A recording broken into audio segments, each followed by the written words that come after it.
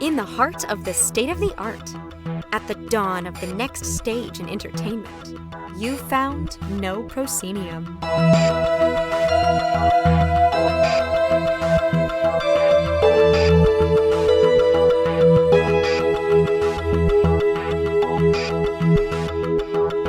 You have indeed found No Proscenium, the voice of everything immersive. Welcome to episode 352. I'm your host, Noah Nelson. This week on the show, we sit down for a long talk with Frank Rose, author of The Art of Immersion, to talk about storytelling, immersion, and his most recent book, The Sea We Swim In, How Stories Work in a Data-Driven World. And we touch base on his work on Columbia's Digital Dozen, the annual roundup of innovative projects curated by Columbia's Digital Storytelling Lab. But first, headlines. We start with the Mtv Vmas, that's Video Music Awards, for those of you who have forgotten, which has added a Best Metaverse Performance category this year. Here are the nominees: Ariana Grande in Fortnite, Blackpink in PlayerUnknown's Battlegrounds, aka PUBG, Mobile, to be specific, BTS in Minecraft, Charlie XCX and 21 Pilots in Roblox, and Justin Bieber on The Wave. The last one, directed by Brenda Chen, who we interviewed about her work with The Wave and on the award-winning AR project Brianna's Garden last November on this very podcast. Speaking of things Meta Platforms is raising the price on its Metaquest Vr Headsets, with each version of the currently in-stores Quest 2 getting a $100 price bump. The company has cited its need to finance their continued support of VR. This comes in the same week that the Reality Labs division noted a $2.8 billion loss this quarter as the company continues to push forward with its long-term metaverse strategy amidst declining ad revenues. The price hike may ease the way for rival devices, such as an expected launch of the Pico brand of VR headsets by TikTok parent company ByteDance into the US. No word yet on a launch window for the Pico, but the fourth version of the headset has been filed with the FCC. In other news about Meta, the FTC, all these letters, has moved to block the company's acquisition of Within, the VR studio now best known for the hit fitness app Supernatural. Which reminds me, I've been a bad boy and haven't done my Supernatural this week. Okay, supposed to do it 3 times a week, haven't done it once. I should do it! I love it. On the AR side of things, Snapchat has gotten into the AR game business with Ghost Phone, a horror game that uses the real world as its playground. Spooky season in your pocket. And finally, The Weeknd is coming to Universal Studios. Wait, Oh, the musician The Weeknd is coming to Halloween Horror Nights at Universal Studios with the After Hours Nightmare Maze based on his music and short films. The maze will pop up at both the Orlando and Hollywood, California editions of the park this September as spooky season gets well and truly underway.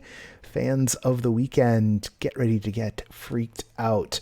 This podcast and all we do at No Pro is brought to you by our generous Patreon supporters. Our latest backer is Taylor Keller, who made an annual pledge at the $5 a month level. We're looking for 4 more backers like Taylor at the $5 a month level this weekend to keep ourselves on track at patreon.com/No Proscenium. Help us keep going. Just like our sustaining backers, Ari Hurston, Chris Woolman, Samantha Davison, Eric Shamlin, Deborah Robinson, Elaine, Jay Bushman, Jerome Joseph Genties, David Bassick, Richard Ayers, Lonnie Hanson, Mark Baltazar, Sidney Guillory, and Jan Budman. Thank you all for keeping us going. And now, without further ado, our long sit-down chat with Frank Rose. Here we go.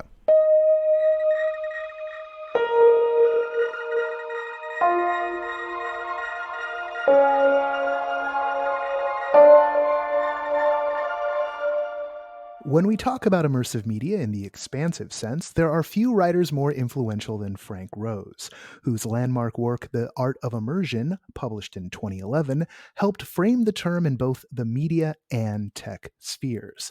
These days, he serves as the faculty director of Columbia University's Strategic Storytelling Seminar and heads the Digital Dozen Awards program at Columbia's Digital Storytelling Lab, a list I know many of you are very familiar with. His latest book, published last year, is The Sea We Swim In: How Stories Work in a Data-Driven World. Frank, thanks for joining us on the show. Thank you, Noah. Great to be here. I think I'm gonna have a lot of fun today. So, got you cornered. So, no, kidding, kidding.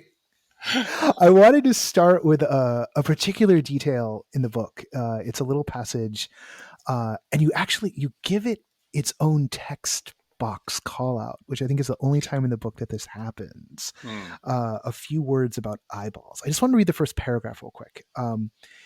If you work in any aspect of the media industry, you will be tempted to refer to the audience as so many eyeballs. Don't.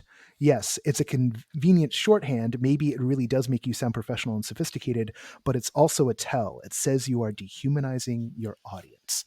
I thought that was a interesting, as a rather blunt way of reminding readers that when we talk about stories, we're talking about people and their feelings, their lived experiences. What moved you to frame this up so clearly, to call that idea of not dehumanizing the audience out like that? That's a great question. Thank you for asking it. I was, first off, uh, as you, I'm sure, realize from having read the book, I have a lot of focus on audience because I don't think people pay enough attention to their audience. I think most people say what they want to say and they think of it from their point of view, and that's it. And that's really a mistake. I feel like you really need to understand your audience. You need to understand what motivates them, how they speak, how they think, and how you can best reach them. And if you don't have all those other things in the works, you're not going to understand how best to reach them. Uh, the specific reason that this is in a box is frankly because I couldn't figure out where else to put it. It was, it didn't really fit anywhere else, but I felt it was very important. I didn't feel I needed to belabor it. I think it's only like 2 or 3 paragraphs, but what you didn't read is, where it goes on to talk a little bit about how the eyeballs work. And Yeah. I actually had to. I went to my ophthalmologist to fact check that. She was very flattered. Nice. Well, no, and I thought the next graph does go into how the eyeballs work, and takes that as a sort of the idea that if you're thinking about people as eyeballs, you're thinking of things at a very sort of surface level, and sort of the implication there being that if you're bothering to tell a story, you're hoping to move somebody. So why would you consider them just a canvas upon which you splash your words? Right. Right? When we talk about people considering the audience, this is almost kind of stealing from where I was going to take us later. But I can also think there's kind of an anxiety on the part of a storyteller or a brand manager when trying to deal with all of the people listening as people, when trying to like take on their perspective. Is that some of the resistance here? Is that you kind of like don't know where to start if you're thinking about the audience, or do you think that thinking about the audience makes it easier to find your way into a story? Well, that's a good question too. When I think about that, I think about a little story that my friend Matt Locke in the UK told me, and this is actually, I think it's in the book somewhere, but he's a fellow who has started and runs a consultancy in Brighton called Story Things, and he works with a lot of sort of big deal clients like the Bill Gates Foundation and the Wellcome Trust and the BBC. And before this, he was at the BBC. I believe he was in charge of new media, and he told me this story about how. Uh, the audience research people at the BBC decided that they were having some big uh, retreat, and they decided they would bring in some actual audience members to sort of talk to the executives about what they thought, and that sort of thing.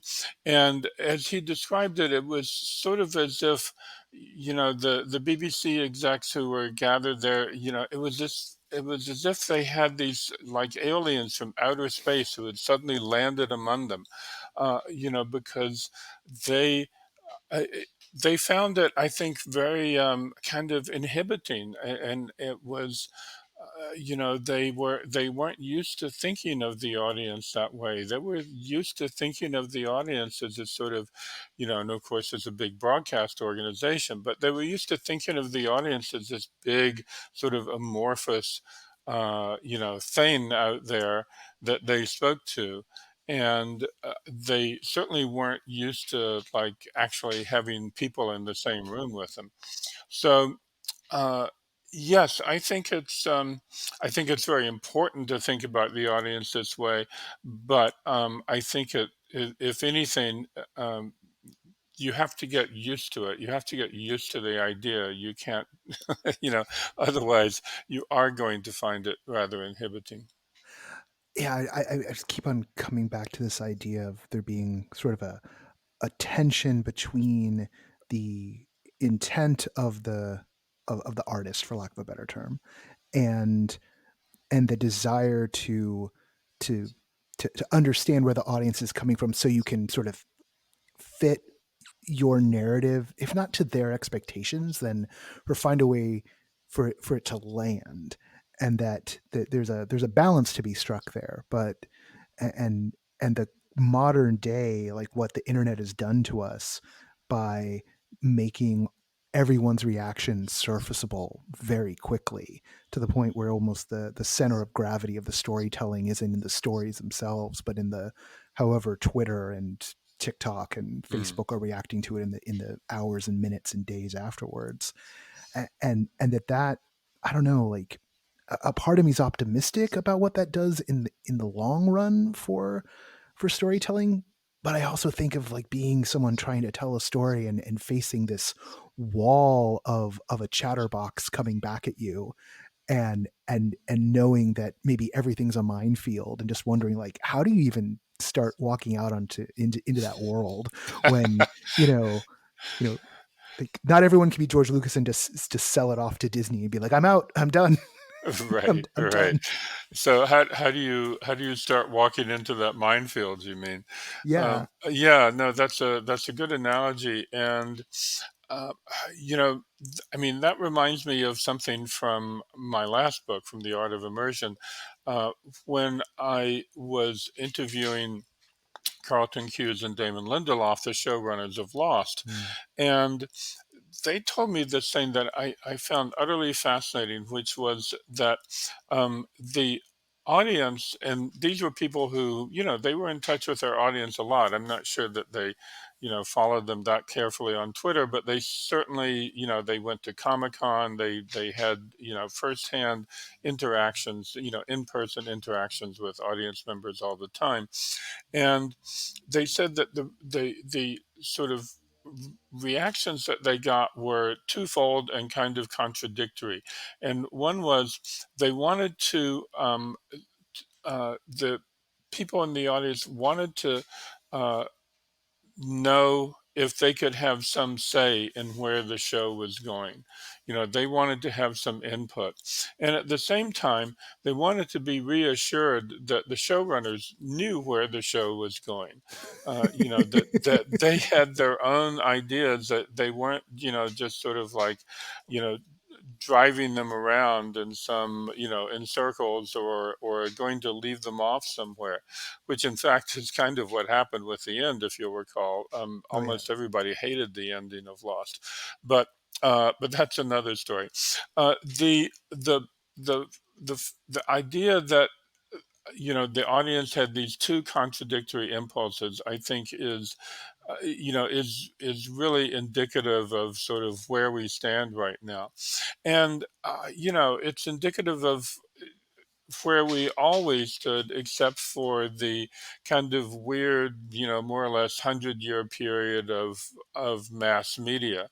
Another thing that I talk about in The Art of Immersion is Dickens, and how Charles Dickens, all of his novels were published originally not as finished novels, but as serials. And, so every week or every month, you would get a couple more chapters.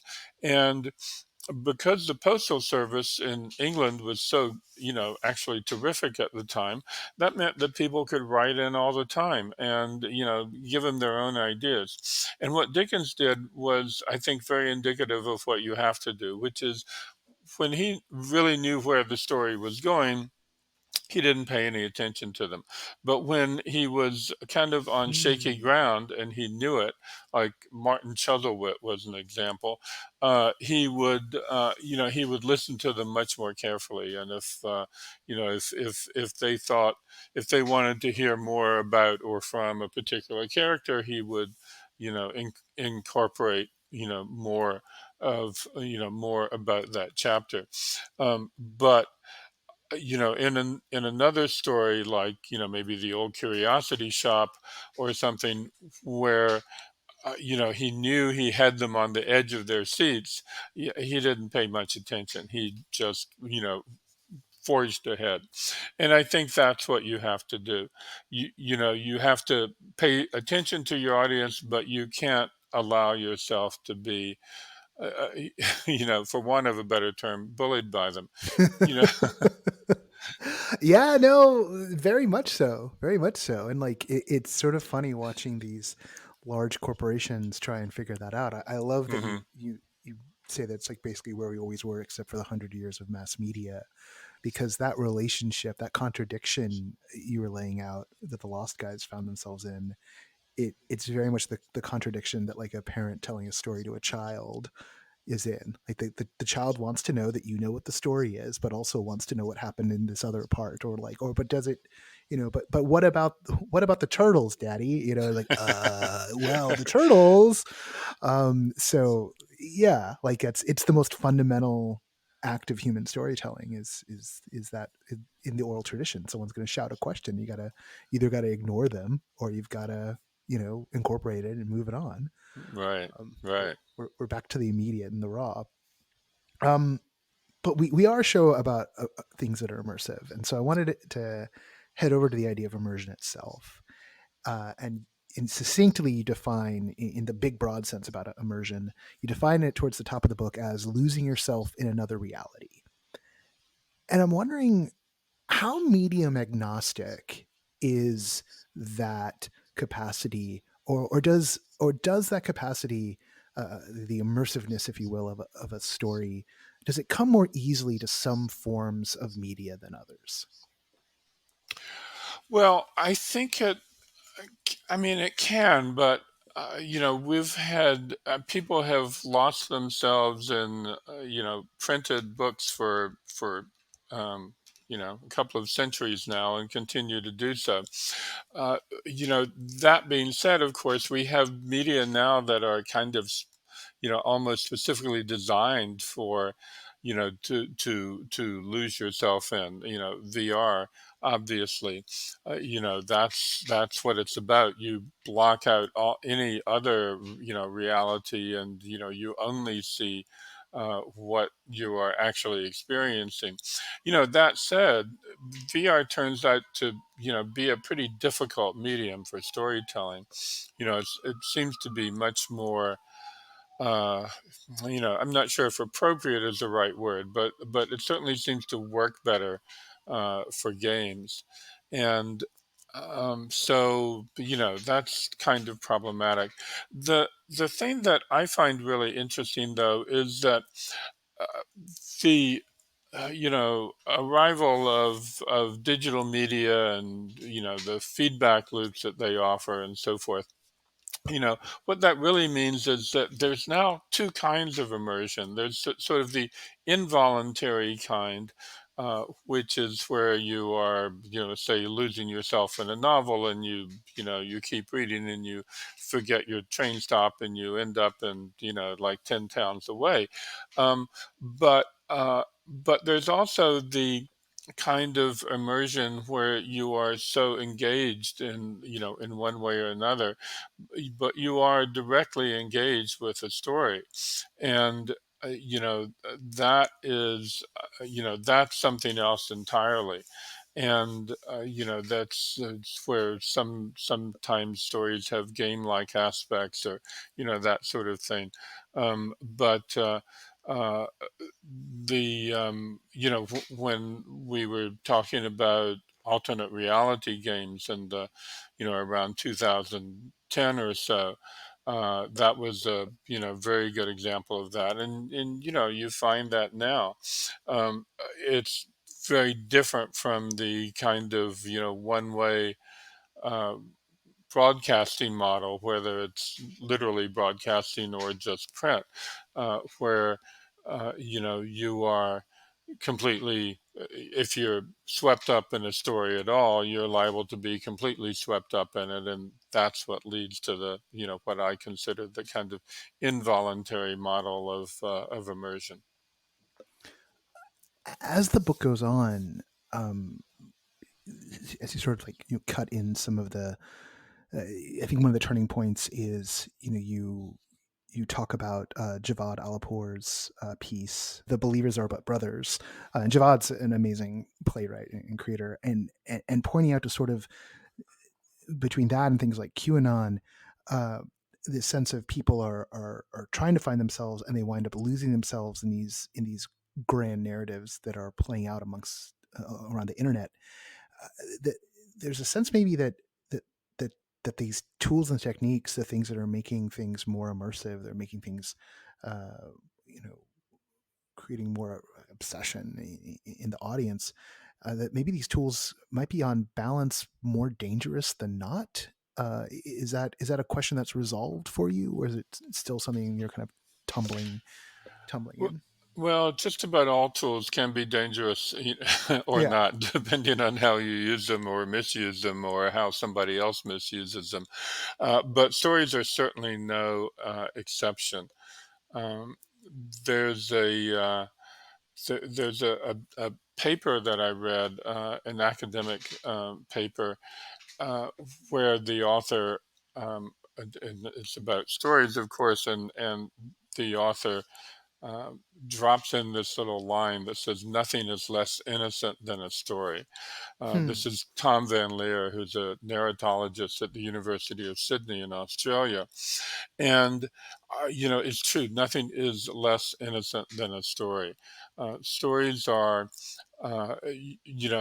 sort of inherently manipulative. And that's what makes them, good, if you're, effective, if you are trying to persuade someone. They're much more effective than actually trying to make a logical or a rational argument. People just aren't logical creatures. That's really all there is to it. And, we don't want to admit this. And, economists have spent decades, trying to, explain what's happening in terms of the rational actor, the idea that humans are rational actors, and that in an economic sense they will always choose the best or the most rewarding path, which is utter nonsense. I mean, I shouldn't need to tell you or anyone else. And uh, to my mind, logic and rationality, these are aspirational goals. They're things that we'd like to, believe about ourselves, but they're not really the way we are, for better or worse. We are emotional creatures, and stories appeal to the emotions. And that is, like, I think, a central fact of storytelling, any kind of storytelling. That technology is immaterial here. And if we acknowledge this, and if we understand it, we can be much more effective at telling stories, I think. Certainly more effective at motivating people. But by the same token, if you are, the intended audience for something, I feel like it's really important to um, sort of stop yourself before you tumble headlong into somebody else's narrative. I mean, the ultimate example of something like this right now is QAnon, and this absurd conspiracy theory that sort of swallows up all other conspiracy theories into one grand unified conspiracy theory, and it's total nonsense. But that doesn't prevent people from believing it. And in fact, the, the uh, a big part of its appeal is as with any conspiracy, really, is the sense that you are in on something that Yeah. most other people don't know. You have the secret. There's this, code of line that people use. I've done my homework, right?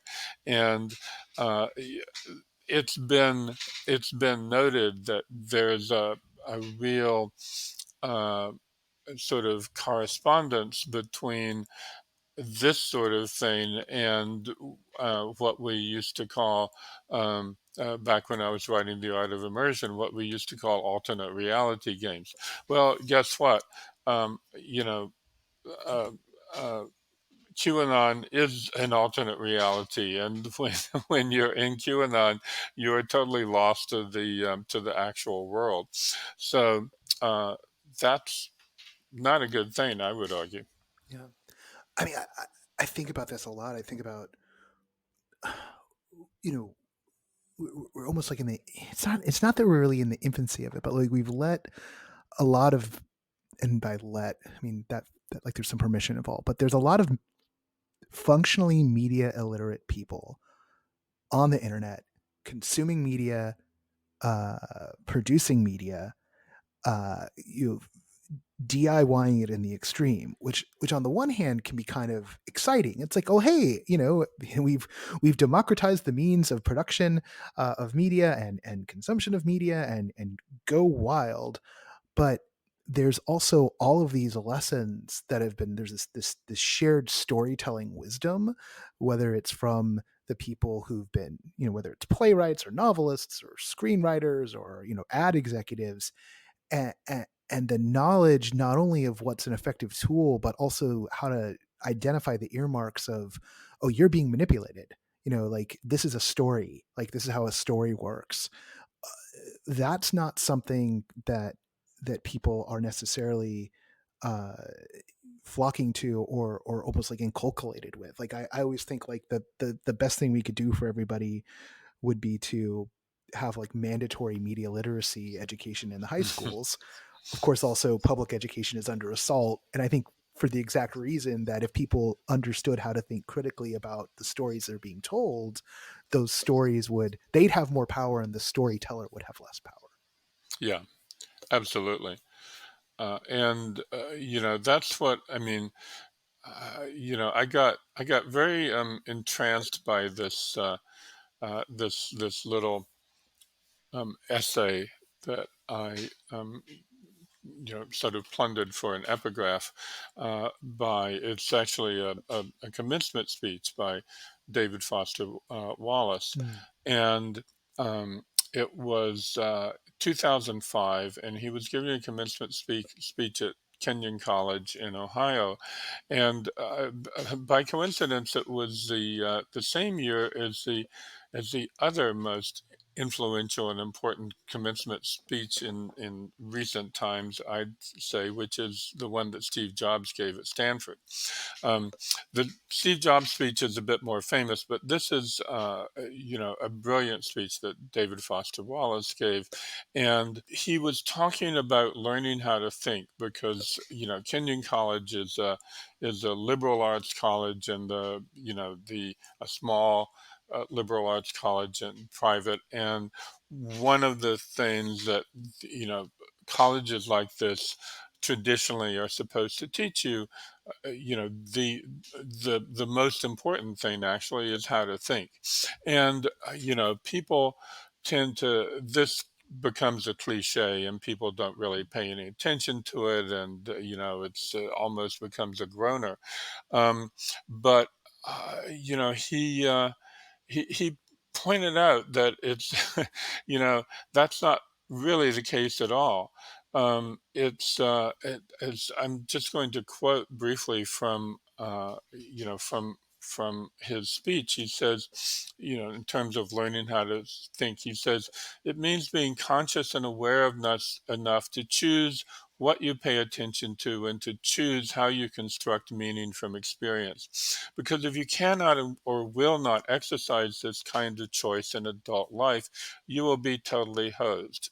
And so that's really what we've been talking about here, I think, for the last 5 or 10 minutes is, exercising this kind of choice. And, I think that's what you mean by, at least in one sense, by media literacy. I used to think that people and young people in particular were, very, very media savvy. Mm. And I think in terms of advertising, that's still the case. Everybody, seems to know to have like a sort of a very effective bullshit detector when it comes to advertising and marketing. And but in terms of social media, in terms of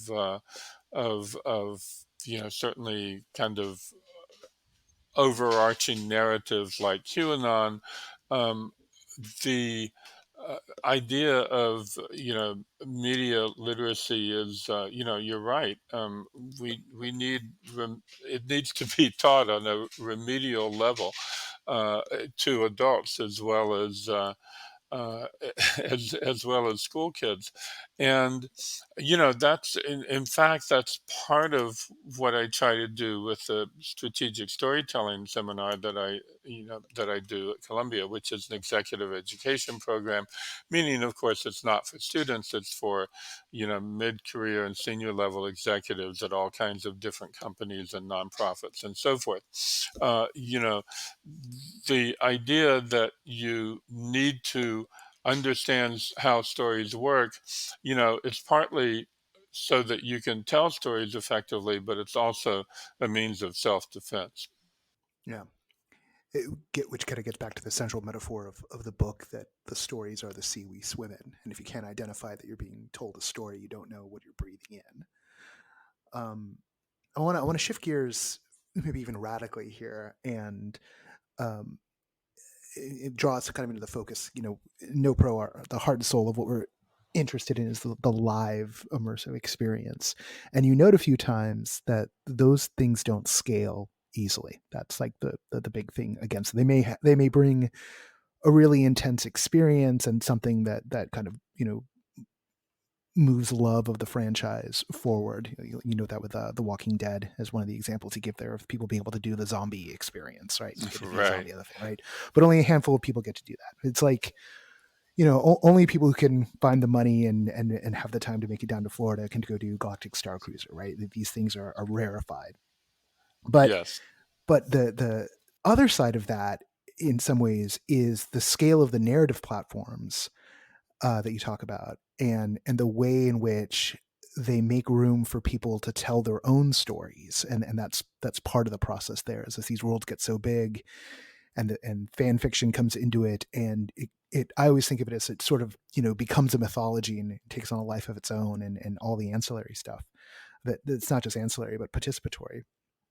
And having those two ideas kind of close together, they're always with me, but seeing them close enough together in the book, I found myself wondering if whether, when it comes to the scale of the live experiences, that maybe it's authored experiences that don't scale well. And there's maybe even a hint of that in when you were talking about the XR space. There's a person who was one of the two guys behind the XR space in London that you Hmm. interview in the book, and about how he had a flip of it being like, oh, we got to find a way to help people tell their stories. We can't tell them a story. We need to create a way for them to tell stories. Yeah, right, exactly. And that's, I think, one of the sort of key dilemmas that digital technology has presented with storytellers and or to storytellers, and it's certainly the kind of thing that I was talking about when I was, telling my little story about, the showrunners of Lost, and the contradictory expectations that their fans had. But I think you're right. This idea of the authored experience is, what it comes down to is something that's much more game-like than we're used to thinking of, in narrative terms. And we've sort of, traditionally at least, we've been trained to think of narrative as something that the author does. But it's been the case for some time now that the author is not, alone here. you know, that stories are co-created, in one way or another, and to a greater or lesser extent. And at the most basic level, they're always co-created by the audience because, it used to be, again, if I can go back to the idea of industrial age storytelling, when, everything was done by mass media, and your job as the audience was just to sit back and let them fill your head. Um, and be totally passive, but that's not how stories work. And there's been a lot of really interesting cognitive psychology and neuroscience research in the past 20 or 30 years that shows, exactly how wrong-headed that idea is. I always like to say, like, directors may fight for final edit, but the actual final edit is in the head of the audience, right? It's like, it's what, Right. what you walk out remembering is what the story actually was. And if someone missed something entirely because he didn't land the beat, well, guess what? You messed Right. up, Right. like, Right. and that balance between, making it really obvious and maybe blowing your tone and having to, impress upon people, no, this is what the story is about, like don't forget this happened. Yeah. That's always intention. Sorry, I Yeah. interrupted. Yeah, no, no, absolutely. And but it gets down to this idea of a game-like experience. So even if you're just sitting there reading a book, you're still co-creating the story in your head. But the what you were talking about at this, VR parlor in London that I wrote about, was, uh, yeah, they wanted to create their own story, and that's why people do sports. That's why people go Mm. to ball games and such. uh, Everybody goes there, they have their own experience as in the audience. They come back, with their own stories, their own sense of what happened. And the same, obviously, is true, even more so perhaps, if you're playing a game online, or it's like something is happening to you, and because of you, you're both the object and the agent. And so that complicates storytelling quite a lot, and and there's no way around it. uh, you know I think there are times, and kinds of stories that people do want to just sort of submit to, in a sense of being, getting lost in it, of being immersed in it. And a really good serial story on, whether it's a podcast or television or whatever, that's an example, obviously. But there's, uh, uh, you know, other times when we want to tell our own stories, or when we want to kind of express our own experience with something. And I think one of the really hard things to do now as a storyteller is to figure out which is which, and and which you should be focusing on when. Yeah, when I was reading the book and going through, say, like this section on platform, and you've got this really great metaphor for visualizing a platform around the stock and the hub and the flow, and that there's a core set of stories that sort of define what the story world's about, and then beyond that there's like all the flow that happens around all the cultural conversation around the story, and that might lead people back to the hub, but to the stock, and the hub is what it moves through. But it got me thinking about my own experience as a young Star Wars fan in the 80s, and when the movies were all done, and I don't think I had dug into any of the ancillary novels yet, and there were only at that time I think like 7 ancillary novels in total. Now there's hundreds, right? But like Right. circa 87, there was only the Han Solo and the Lando novels. That was it. And then like the novelizations of the movies, and Mhm. one thing that Alan Dean Foster wrote in like 1979. I don't have an encyclopedic knowledge of Star Wars. What are you talking about?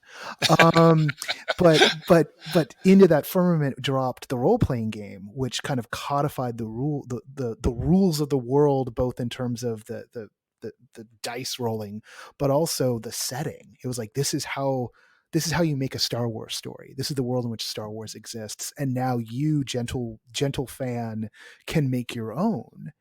And that supercharged that fandom. It was an oasis in the desert because there was nothing else Mhm. going on.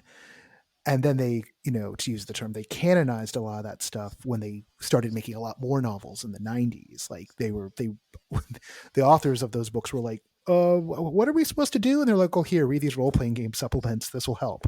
And so then it became, they were doing the same thing. And then the idea was that everyone who was playing in that sandbox was playing with the same tools. And some of the faith was, and I think some of the tension in Star Wars is that the illusion that that the top line creators are also bound by the same rules that Mm. someone at home is, that everyone's playing with the same rule book, and then you find out that some people have authority over the rule book, and you lose your mind. um, but George Lucas in particular. yeah, like I wasn't going to say it, but yes, George is like, that's not how it works, and everyone goes like, but my game, Right, my right, dreams, my fantasy, my religion, right, right? Like, what do you mean the Council of Nicaea is wrong? Are you crazy? Like, get out of here, Martin. Get that off my door. But right. uh, but it does feel like this is. I'm making jokes about religion, but it's all there too, right? Like this feels like it's the quintessential human endeavor, right? Making meaning, making a toolbox for by which we view the world and perpetuate our culture, and seeing if everyone can agree upon what those rule sets are, and maybe there's no final answer. There's just this eternal churn. Yeah, I suspect that's the case. But the idea of the role of the audience in the story. I mean, it is a really fascinating one. I think, especially for storytellers, and uh, and Henry Jenkins, who of course teaches at USC and is one of the, is probably the, well, certainly one of the fonts of all wisdom on the subject. Has pointed out again and again that we that stories are open-ended now, and Mm. we have this whole concept of world building. As I say in the sea we swim in, it used to be just a setting. Stories had a setting, and we didn't really think about it very much, and it was we just accepted it for what it was, and but now stories are open-ended, and uh, that means that instead of a setting, there's a world that is created. And this ties in also with the neuroscience research that shows that we understand stories, or certainly indicates very strongly that we understand stories by imaginatively projecting ourselves into them. And so you see this happening in a very direct way now, thanks to digital media, also thanks to, the kind of live experiences that you were talking about, these sort of live immersive experiences like Sleep No More in New York, or Secret Cinema in London, where, there is no proscenium arch, right? There's no frame on the picture. There's you just walk into it, and uh, and and increasingly this is what we want. This is what we've come to expect. That the story will be all around us. That it will, occupy an entire world, an imaginary world, or maybe the real world, and and we can just walk into it at will, and have it, experience it all around us. And I think, I mean, that's just a fundamental rethinking of how stories work. But it's a rethinking that really has to do with how the brain works and how the brain comprehends stories in the first place. And that's why I think it feels so natural. Yeah. That's why we're so, we feel so compelled to, to do it, to have this kind of relationship with stories. And when it strikes the right way, it feels like the interiority has been exteriorized. That that that Right, that right. what was in you is now outside of you, Uh-huh. and you can move through it. So it's like not just in your head. Um, I always think of, like, like when I'm watching an adaptation of something I've read, and if it's good, it might even supersede what had been in my head. Mhm. But if the disconnect is too much, then I resist it. For me, that was Walking Dead. I had a very specific Hmm. idea of what, in particular, Rick Grimes sounded like and moved like, because I had read the comic books, Mhm. and that the show did not work for me because that was not my Rick, like, at all, and I Right, couldn't get over that. right, right. And I fell off the show, as opposed to something like The Lord of the Rings, which, because they had pulled in a lot of the visual art and style, even the artist who had been producing for, I don't know, like the 25, 30 years before that. So like I being born into a tradition that knew a lot of that imagery as the imagery of Middle Earth, it was a lot easier to accept, Ian McKellen as Gandalf. I mean, that's easy, but like, you get Ian Right, McKellen, Christopher Lee, you're going to be fine. But all of it as a whole, like, able to accept it more because, like, oh yeah, but that's how it looks. Of course, this is right, what it feels right, like. right. So those things also, what had been interior exteriorized, and the physical immersive just sort of takes it to that next, adds that extra dimension to it. Oh, I Yeah, now I'm walking around this place I've been in before. Oh my goodness. So, right, right. Yeah, yeah, exactly. Um, no, I feel one of my sort of Syrian experiences in terms of immersive storytelling, and especially immersive live experiences was, when I did Secret Cinema, and this was fairly early, in it. It was probably, about 8 or 9 years ago, and I was in London, and I was just I was invited to come experience it, and everybody told me I had to do it. So great, and I was told I should wear. It was December, and I was told I should wear lawn underwear and a suit and tie, and to show up at this place in Bethnal Green, which turned out to be an old Victorian library that had been, done up as a courthouse, and it turned out that yes, it was for the purposes of this evening, it was a courthouse, and of course, the whole point of secret cinema is you don't know what the movie is that you're experiencing.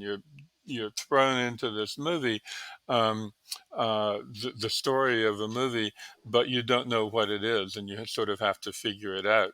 And in the meantime, you're part of the audience, but you're also part of the cast, And so in my case, what happened was everybody, one by one, we were, or I should say, 20 by 20, we were led into the courtroom. Everybody was found guilty. We were marched outside, lined up against a brick wall, marched around the neighborhood, put onto this, rickety old prison bus, and delivered to this insane building that was supposed to be a prison and certainly looked like it. It was turned out, I later found out it was a disused Victorian Catholic school, which So is, prison. No, I'm kidding.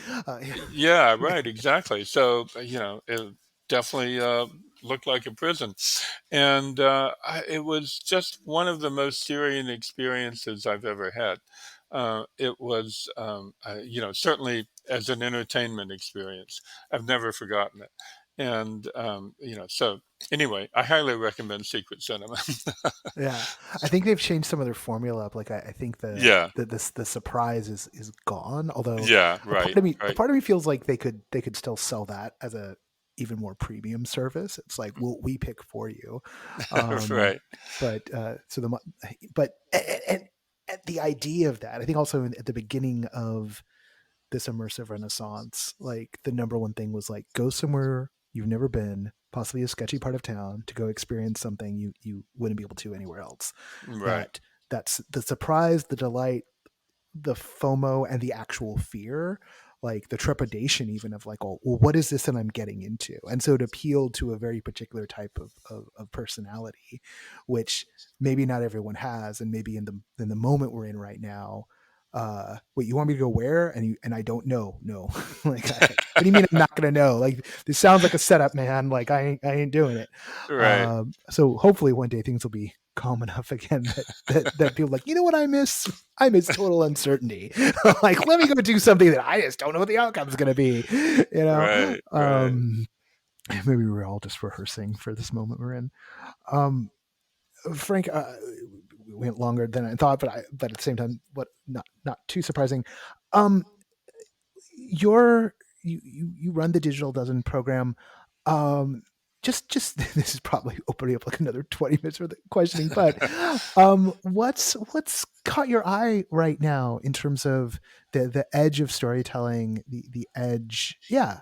Are there is there trends, or is there something particularly, is there a puzzle people seem to be kind of making runs at, where maybe there's some headway being made? Yeah, no, that's a really interesting question. Uh, I'm continue to be totally fascinated by live experiences that are digitally enabled. And the very first time that we did the Digital Dozen, which I believe was in 2016. We had this thing from LA, which was the Hopscotch Opera, which is a very LA experience, an opera that was basically performed in cars. You showed up at like uh, a parking lot in downtown LA. You got in the back of a limousine, and they spent the next hour and a half or so driving you around and sometimes the musicians and the singers were actually in the in the limo with you, and sometimes they were out on the street or they were on top of buildings, and all kinds of things. It was just this insane experience, and I totally loved it. I feel like what's happening now is more um, kind of amorphous experiences that are, that we kind of don't quite know what to make of. I'm thinking especially of one called Dates, Dates, that was. Uh, that was done last year. It won our special jury prize for 2022. Um, it was a series of 4 characters that were generated by a neural network. They were given encoded personalities. They were, the faces were created by a generative adversarial network. Again, their digital identity was based on this sort of open source material, and they were then you could buy them. All the code was on the blockchain, so you could buy them as NFTs, and it was like artificial people um, that were almost like sex slaves, and Ugh, jeez. not quite, but Yeah. almost. And so it's this guy in London named Ben Ditto, Ditto, and it's just like the most off the wall thing that we've experienced. Lance Weiler and I both. Lance being the founder and director of the Digital Storytelling Lab, and we work very closely together on the Digital Dozen, and it was it's just insane, and but really provocative. And I highly recommend checking it out. You can find all of the projects that we've selected at digitaldozen.io, and this is one from, as I say, from 2022. So it really, I think, demonstrates that stories can take you anywhere right now, and can take any form. And but this is one that I find particularly intriguing. Hmm. Well, Frank, thank you for spending the time with us. The book that dropped last year and is still readily available is The Sea We Swim In. And for anyone looking to wrap their head around sort of where we are in terms of the way stories work in the second decade of the 21st century, I highly recommend it. So thanks again for coming on the show. Thank you, Noah. Really great to be here. Loved talking with you.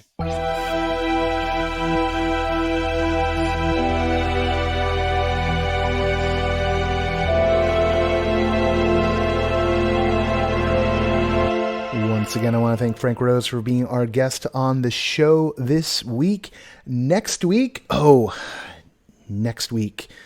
so many options. We actually have a lot of interviews in the can right now, which kind of makes me giddy. I believe what I'm going to serve up next week for you is James Cobalt of the Malden Gaming District in Massachusetts and Charlie Miller of the Denver Center for the Performing Arts Off Center, talking about his the elevation of Off Center into its own pillar of the Denver Center for the Performing Arts. Later in the month, we also have, because August is almost here, we've got Margaret Carrison, author of Immersive Storytelling for Real and Imagined Worlds, and a whole bunch more coming your way. Very, very cool August that we're having, even as the temperature maybe goes up a little bit. Other things we're looking forward to in the weeks ahead, we've got our Labyrinth mini golf tour going. We've got our little cadre of folks playing. And apparently there's a whole maze in there too. If you don't know about this, Walkabout Mini Golf just yesterday, as I record this, dropped the Labyrinth course. It's a DLC course, and it's not just any labyrinth, it's Jim Henson's Labyrinth. So looking forward to exploring that some over the weekend. I hope those of you who are going to Midsummer Scream have an absolute blast. That's happening in Long Beach, with the Hall of Shadows. And yeah, that's about it for this time out. There's, things being worked on the Denver Immersive Gathering. We've got some more announcements about that coming up hopefully in a couple of weeks here, as some details get ironed out around what the parties and the festival are going to be like. Tickets for that are still on sale, and the price hike's going to happen in mid-August. So if you want to get in while the getting's good, now is a good time for that. More details on that in the show notes. I'll make sure that's there. And that's all. I hope you're doing good. And let me do the credits. So the associate producer of the podcast who keeps me sane is Parker Sella. Music for No Proscenium is by Chris Porter of the Speakeasy Society. A special thanks to Siobhan O'Loughlin for voicing our intro. And everything that's wrong with this is my fault. I'm Noah Nelson. And until next time, thank you for wearing the mask.